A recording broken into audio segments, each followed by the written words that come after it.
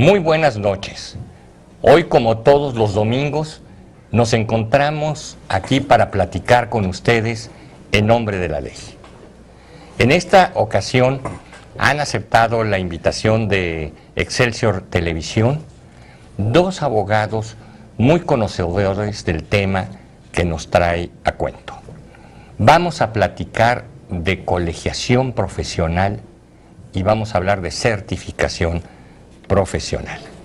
Y se encuentran con nosotros esta noche Juan Carlos Sánchez Magallán y Germán Gallegos Gutiérrez. Juan Carlos Sánchez Magallán es el actual presidente del Congreso Nacional de la Abogacía, organización cupular que agrupa a muchísimas organizaciones profesionales de abogados. Y Germán Gallegos es el actual secretario de Coordinación Nacional de la FENACEM, es decir, de la Federación Nacional de Abogados al Servicio de México. Muchas gracias, Juan Carlos, muchas gracias, Germán, por estar con nosotros. Muy bien. La colegiación profesional y la certificación profesional. ¿En qué consiste esto? Es lo que nos van a platicar.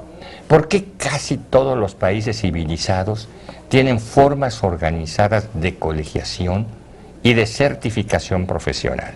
Certificación, entiéndase, el sistema de vigilancia y validación periódica de la calidad técnica y de la calidad ético-moral de los profesionistas en las muy diversas especialidades.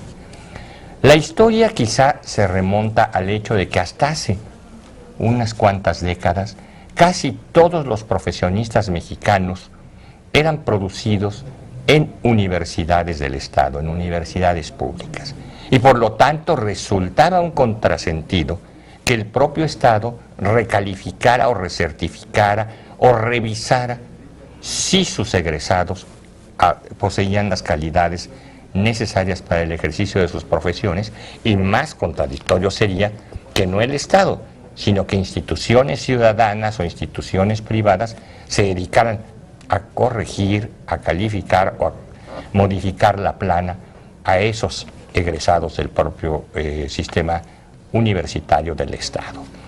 Mas, sin embargo, ahora las cuestiones han cambiado en este sentido y hoy la mayoría de los nuevos profesionistas son egresados de escuelas profesionales privadas. Ya el Estado no es el único productor de profesionistas y en muchas disciplinas es el productor minoritario. Y sin embargo seguimos sin tener esa certificación. Nada más en materia de derecho existen 1.800 escuelas de derecho en el país. Hay unas excelentes, otras regulares y otras francamente deficientes, las que llamamos escuelas patito. Pero no solo hay escuelas patito, también hay estudiantes patito, estudiantes que no responden a las calidades necesarias y que tampoco se ven sujetos a una certificación o revisión periódica de ellos. ¿Qué nos podrías decir sobre este particular? ¿Por qué estamos así? ¿Por qué no hemos avanzado? ¿Y convendría que lo hiciéramos, Juan Carlos? Pepe, primero, muchas gracias por tu invitación. Germán, me da gusto compartir comentarios aquí en torno al maestro Romero Apis. Mira, Pepe, este asunto de la colegiación es un asunto que se ha venido platicando desde varios años, varios lustros, y no se ha podido llegar a un consenso por las diversas intereses que existen en las barras, en los colegios y en las asociaciones. El asunto es de tal seriedad que ahorita hay una propuesta de iniciativa de reforma en el Senado de la República, fuimos llamados y tienen ya un proyecto más o menos definido. No lo han consultado, no lo han consensado con las organizaciones. Bueno, pues estamos en ese tema y observamos que ya pretenden colegiarnos de manera obligatoria a los profesionistas del país y certificarnos. Esto es bueno porque de alguna manera la idea es evitar que haya tanto profesionista que gusta de de sorprender a sus clientes o de pillarlos, de sorprenderlos, de robarles, pues, como se dice coloquialmente. Y la idea es evitar este tipo de situaciones, es para proteger a los ciudadanos de los malos profesionistas. El asunto es, sí nos debemos certificar, pero ¿quién va a certificar a los certificadores? Esa sería la primera pregunta, la primera incógnita. La segunda, ¿quiénes van a ser los colegios? O sea, ¿quiénes nos van a colegiar? Porque hay que cobrar cuotas, hay que crear todo un sistema administrativo, es todo un aparato, pues, ahí burocrático. ¿Quiénes van a ser estos colegios? ¿A quiénes se les van a dar esas prerrogativas? ¿Se transformarán esos colegios, serán cotos de poder?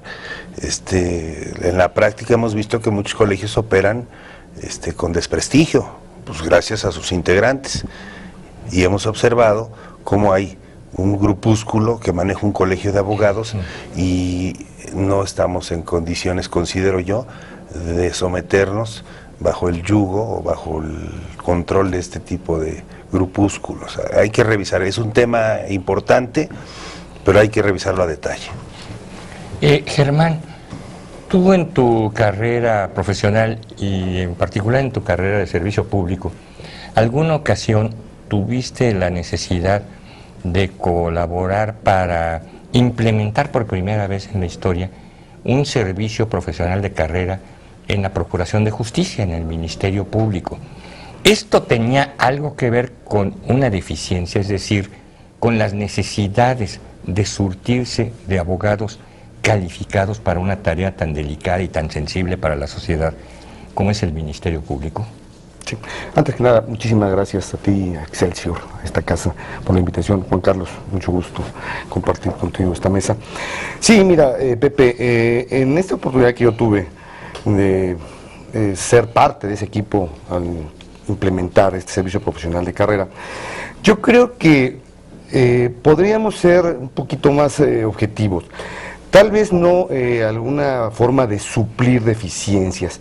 Yo diría que mejor era el buscar una profesionalización, una excelencia en ese servicio de procuración de justicia.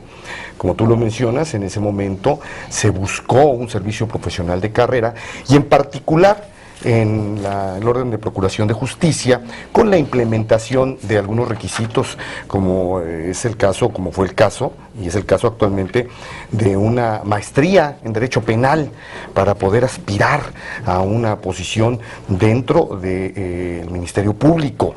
Esto yo creo que más bien es buscar un perfeccionamiento en una labor, en una tarea tan delicada, tan particular, Pepe, como es el caso de la procuración, como la búsqueda de la justicia.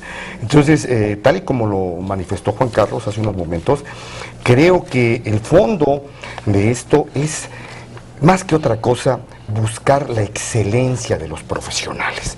Yo creo que finalmente la colegiación debe ir en ese sentido, en ese objetivo.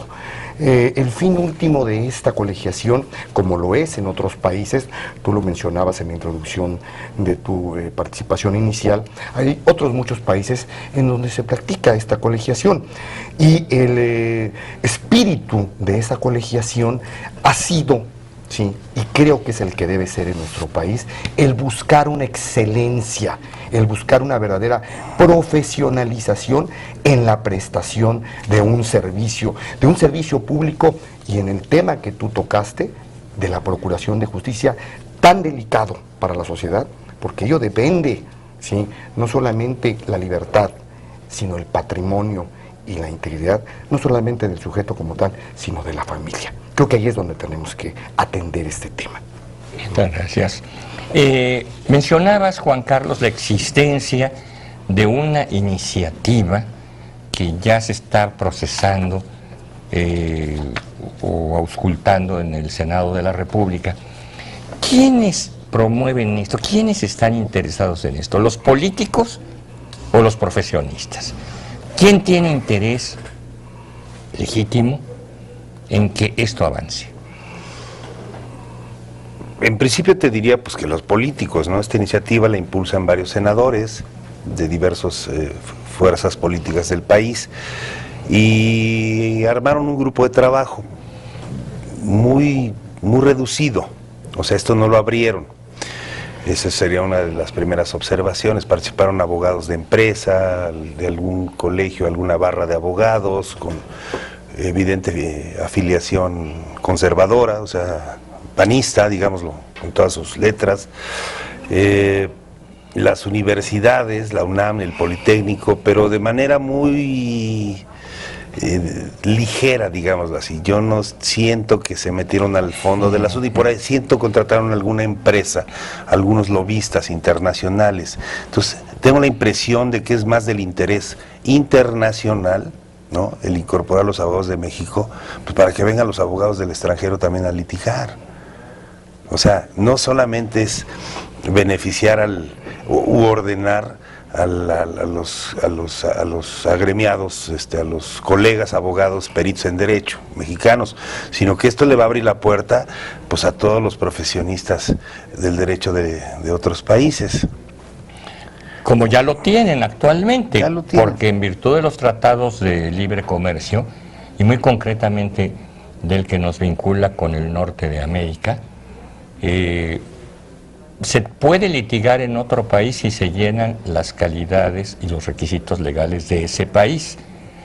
Los mexicanos, los abogados mexicanos que quisieran litigar, por ejemplo, en Estados Unidos, tendrían que colegiarse, porque en Estados Unidos es obligatoria la colegiación.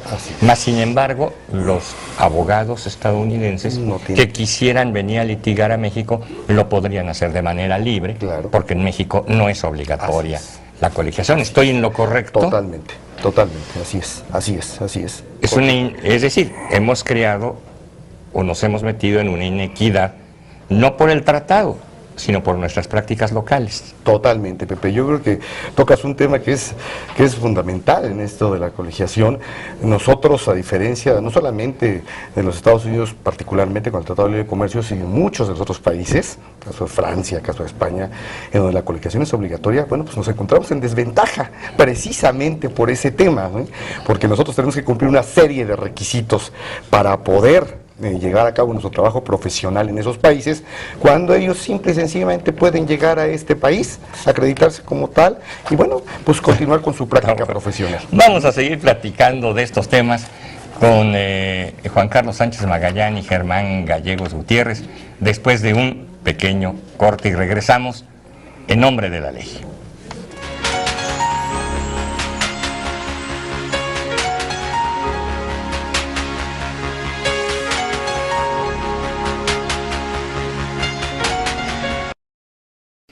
Te invitamos a seguir cuestionando la información con los siguientes videos.